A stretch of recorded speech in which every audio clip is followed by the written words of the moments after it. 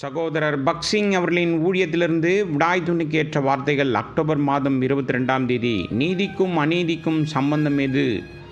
ஒளிக்கும் இருளுக்கும் ஐக்கியம் ஏது? 2 கொரிந்தியன் புஸ்தகம் 6வது அதிகாரம் 14வது வசனம்.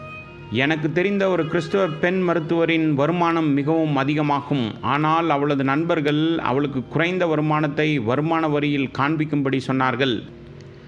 ஏனென்றால் அவள் சரியான வருமானத்தை வெளிப்படுத்தி காண்பித்தால் நாம் கண்டுபிடிக்கப்படுவோம் என அறிந்திருந்தார்களோ தெரியவில்லை. மற்ற அரசாங்க அதிகாரிகள் போலவே நடக்கும்படிக்கு அவளை வேண்டிக் கொண்டார்கள். உண்மையில் அவளுக்கு அதிகமாகவே வருமானம் காணப்பட்டது. அவள் என்னிடம் ஆலோசனைக்கு வந்தாள். நான் அவளிடம் சொன்னேன், நீ ஒரு கிறிஸ்தவள், அதனால் ஒருபோதும் பொய் சொல்லக்கூடாது. அதிகாரிகள் அவளை துன்புறுத்தினாலும் சரியான கணக்கை தான் நீ கொடுக்க வேண்டும். நீ இன்னும் அதிகமாக பெற வேண்டும் என்று சொன்னேன்.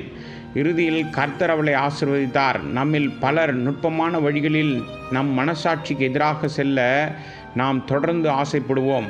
நம்முடைய தார்மீக உத்தமத்தை விட்டு கொடுப்பதற்காக இப்பூமிக்குரிய சில ஆதாயங்களை நம்பி நாம் ஏமாற்றப்படக்கூடாது.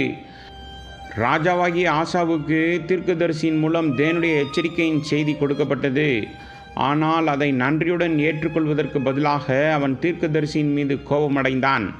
2 நாளாகமத்தின் புஸ்தகம் 16வது அதிகாரம் 7லிருந்து 10வது வசனம் வரை. எனவே அவன் தீர்க்கதரிசியை சிறையில் அடைத்தான். இருப்பினும் தேவனுடைய செய்தி அவனுக்கு மாறவில்லை. மேலும் ஆசா தனது வாழ்நாள் முழுவதும் யுத்தங்களால் சூழப்பட்டான். அவன் தேவனுடைய ஆசீர்வாதத்தை இழந்தான். ராஜாவாகிய யோசபாத் ஆசாவின் குமாரன். அவனும் தன் தகப்பனைப் போலவே நன்றாக தொடங்கினான். 2 நாளாகமத்தின் புஸ்தகம் 17வது அதிகாரம் 1லிருந்து 12வது வசனம் வரை. அவன் கர்த்தருக்கு கீழ்ப்படிந்தவரை செழித்து கொண்டே காணப்பட்டான்.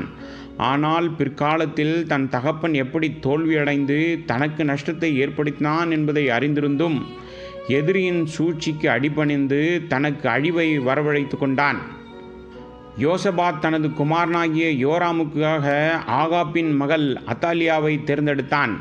இந்த வழியில் அவனும் ஆகாப்பும் சிறந்த நண்பர்களாக மாறினார்கள். இதன் விளைவாக யோசபாத்தின் வாழ்க்கையில் உலகம் அதிக அளவில் நுழைந்தது. இதனால் பேரழிவு ஏற்பட்டது. பல விசுவாசிகள் முதலில் கர்த்தருக்காக அதிக வைராக்கியத்தை காட்டினார்கள்.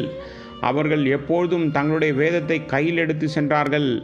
பின்னர் அவர்கள் தங்கள் குமாரன் அல்லது குமார்த்தியின் திருமணத்தை ஏற்பாடு செய்ய வேண்டிய நேரம் வரும்போது உலக ஆதாயம் மற்றும் செழுமையால் சோதிக்கப்படுகிறார்கள். அவர்கள் தெய்வ பக்தியற்ற குடும்பங்களுடன் உறவு வைத்துக் கொள்கிறார்கள். சில தேவ ஊழியர்கள் தைரியம் கொண்டு அவர்களை எச்சரித்தும் தேவனுடைய வார்த்தையை காட்டும்போது ஆசா ராஜாவைப் போல அவர்கள் மீது மிகவும் கோபமடைகிறார்கள். இதன் விளைவாக இப்போது அவர்கள் துக்கத்திலும் அவமானத்திலும் வீழ்ந்திருக்கிறார்கள். ஆகாப் போன்ற உலக நண்பர்கள் நம்மை ஏமாற்ற அனுமதிக்காதபடி இவையெல்லாம் நமக்கு ஒரு எச்சரிக்கையாக வைக்கப்பட்டிருக்கிறது. தேவ பக்தியற்ற ஜனங்களுடன் திருமண உறவுகளை ஏற்படுத்த உலக ஆடம்பரம் மற்றும் புகழால் ஈர்க்கப்பட நாம் ஒருபோதும் அனுமதிக்கக்கூடாது. தேவனுடைய வார்த்தையை நமக்கு கொடுக்கும் தேவ ஊழியர்களிடம் கோபப்படக்கூடாது. மறுபுறம் கர்த்தருக்கு கீழ்ப்படிந்து அவருடைய ஜீவனுள்ள வார்த்தைக்கு எல்லா நேரங்களிலும் எந்த கிரயமானாலும் நாம் கொடுத்து கனம் பண்ணும்படி அறிவுறுத்தப்படுகிறோம்.